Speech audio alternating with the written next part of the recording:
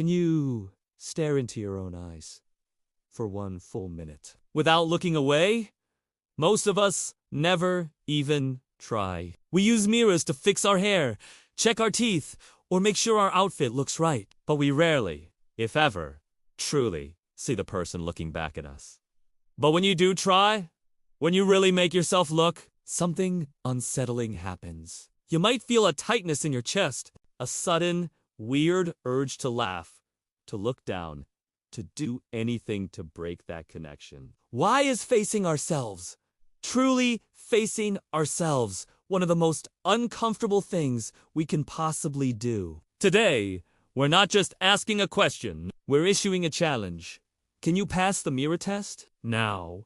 You might have heard of the classic mirror test. It was developed by psychologist Gordon Gallup Jr. way back in 1970. And it's a benchmark for self-awareness in the animal kingdom. The idea is simple. They put a mark, like a dot of paint, on an animal's body and then show it a mirror. If the animal uses the mirror to investigate that mark on itself, it proves it has a concept of self. It understands that the reflection is me.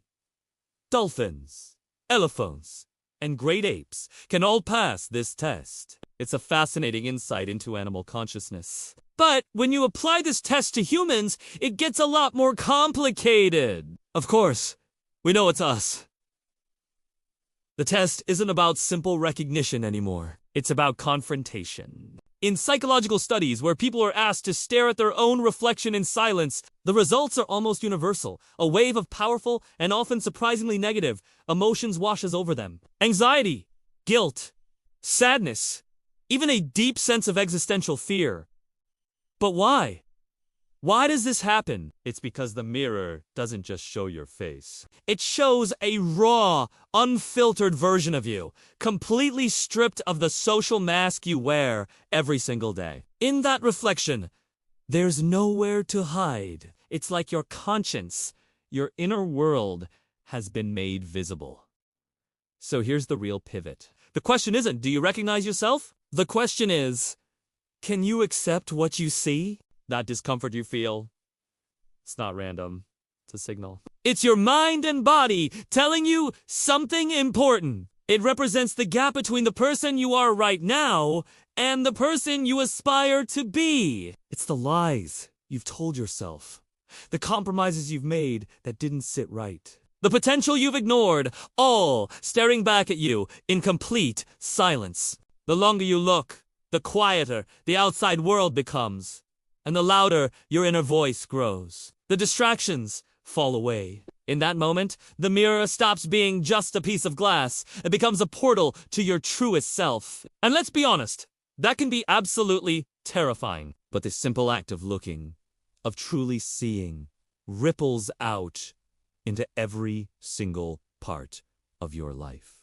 Think about it! If you can meet your own gaze with a steady, quiet compassion, it often means you're living with integrity. It suggests that your actions and your deepest values are in alignment. This is the foundation of unshakable, genuine confidence. It's a confidence that doesn't come from external validation, but from within. But if you flinch, if you feel that jolt of unease or that need to look away, that's a clue. It's a powerful diagnostic tool. It reveals an inner conflict. Maybe you're in a job that's slowly draining your soul, or a relationship that dims your light. Perhaps you're engaging in habits or behaviors you know are harmful, but you keep pushing that knowledge down. The mirror won't let you. It brings it all to the surface. This is precisely why the mirror gaze is a tool used across so many different disciplines. In therapy, it's used to help people access repressed emotions and challenge their negative self-talk. By facing their reflection, they learn to face themselves. In acting, it's a powerful rehearsal technique to find raw, authentic emotion. How can you portray a character's truth if you can't face your own? In mindfulness and meditation, it's a practice to observe the self without judgment, to watch your thoughts and feelings come and go, and to ultimately dissolve the ego's grip. So, when you see someone who avoids mirrors, it isn't always about vanity or insecurity about their appearance. They might be avoiding a conversation they're just not ready to have.